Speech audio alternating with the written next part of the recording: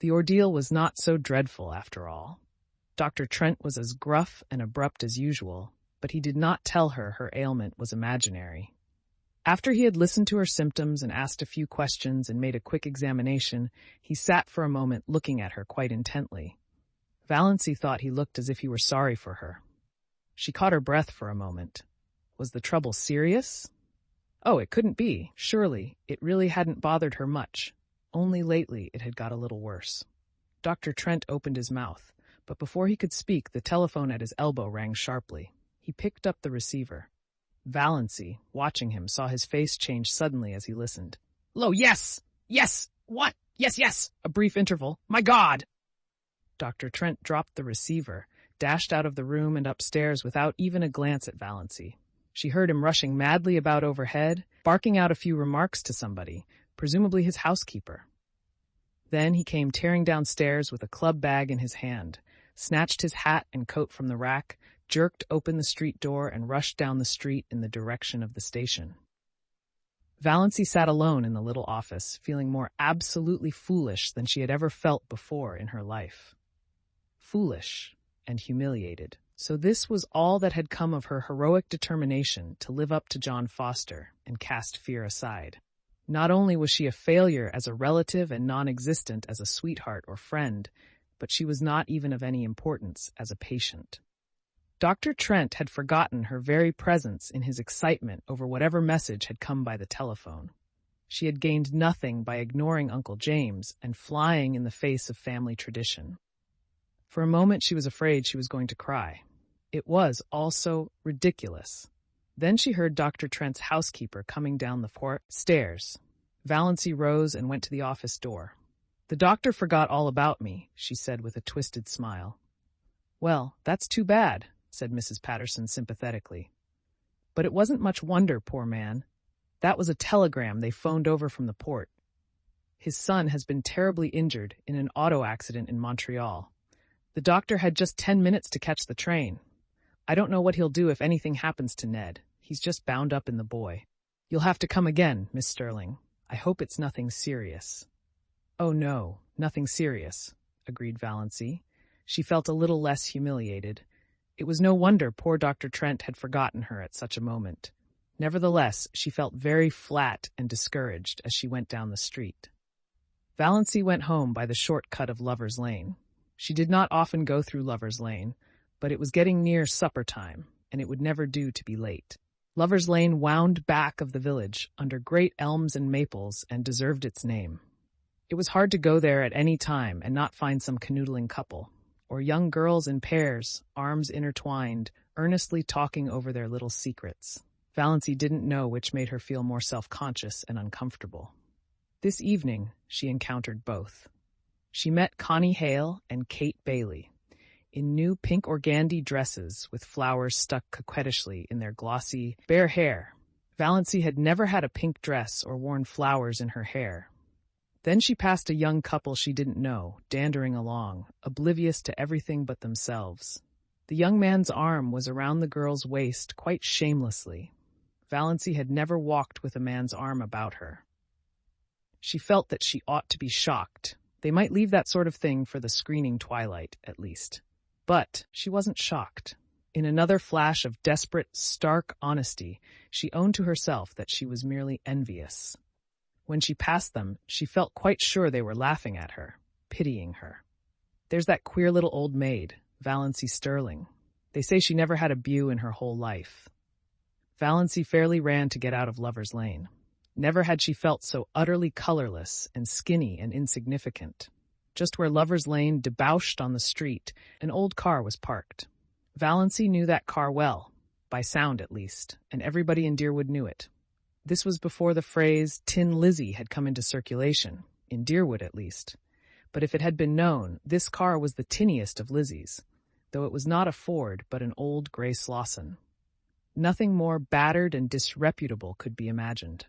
It was Barney Snaith's car, and Barney himself was just scrambling up from under it, in overalls plastered with mud. Valancy gave him a swift, furtive look as she hurried by. This was only the second time she had ever seen the notorious Barney Snaith, though she had heard enough about him in the 5 years that he had been living up back in Muskoka. The first time had been nearly a year ago, on the Muskoka Road. He had been crawling out from under his car then, too, and he had given her a cheerful grin as she went by, a little whimsical grin that gave him the look of an amused gnome. He didn't look bad. She didn't believe he was bad, in spite of the wild yarns that were always being told of him.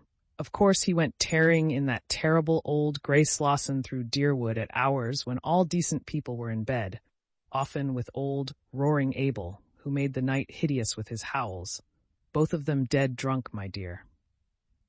And everyone knew that he was an escaped convict and a defaulting bank clerk and a murderer in hiding and an infidel and an illegitimate son of old Roaring Abel Gay and the father of Roaring Abel's illegitimate grandchild, and a counterfeiter and a forger and a few other awful things. But still, Valancy didn't believe he was bad. Nobody with a smile like that could be bad, no matter what he had done. It was that night the Prince of the Blue Castle changed from a being of grim jaw and hair with a dash of premature gray to a rakish individual with overlong, tawny hair, dashed with red, dark brown eyes and ears that stuck out just enough to give him an alert look, but not enough to be called flying jibs. But he still retained something a little grim about the jaw. Barney Snaith looked even more disreputable than usual just now. It was very evident that he hadn't shaved for days, and his hands and arms, bare to the shoulders, were black with grease. But he was whistling gleefully to himself, and he seemed so happy that Valancy envied him. She envied him, his light-heartedness and his irresponsibility and his mysterious little cabin up on an island in Lake Mistawis, even his rackety old gray Slauson. Neither he nor his car had to be respectable and live up to traditions. When he rattled past her a few minutes later, bareheaded, leaning back in his Lizzie at a raffish angle, his longish hair blowing in the wind, a villainous-looking old black pipe in his mouth, she envied him again. Men had the best of it, no doubt about that. This outlaw was happy, whatever he was or wasn't. She, Valancy Sterling, respectable, well-behaved to the last degree, was unhappy and had always been unhappy. So there you were. Valancy was just in time for supper. The sun had clouded over, and a dismal, drizzling rain was falling again. Cousin Stickles had the neuralgia. Valancy had to do the family darning, and there was no time for magic of wings. "Can't the darning wait till tomorrow?" she pleaded. "Tomorrow will bring its own duties," said Mrs. Frederick inexorably. Valancy darned all the evening and listened to Mrs. Frederick and Cousin Stickles talking the eternal, niggling gossip of the clan as they knitted drearily at interminable black stockings. They discussed second cousin Lillian's approaching wedding in all its bearings. On the whole, they approved. Second cousin Lillian was doing well for herself. "Though she hasn't hurried," said Cousin Stickles. "She must be 25. "There have not, fortunately, been many old maids in our connection," said Mrs. Frederick bitterly. Valancy flinched. She had run the darning needle into her finger. Third cousin Aaron Gray had been scratched by a cat and had blood poisoning in his finger. "Cats are most dangerous animals," said Mrs. Frederick. "I would never have a cat about the house." She glared significantly at Valancy through her terrible glasses. Once, 5 years ago, Valancy had asked if she might have a cat. She had never referred to it since, but Mrs. Frederick still suspected her of harboring the unlawful desire in her heart of hearts. Once Valancy sneezed. Now, in the Sterling Code, it was very bad form to sneeze in public. "You can always repress a sneeze by pressing your finger on your upper lip," said Mrs. Frederick rebukingly. 9:30 o'clock, and so, as Mr. Pepys would say, to bed. But first cousin Stickles' neuralgic back must be rubbed with Redfern's liniment. Valancy did that. Valancy always had to do it.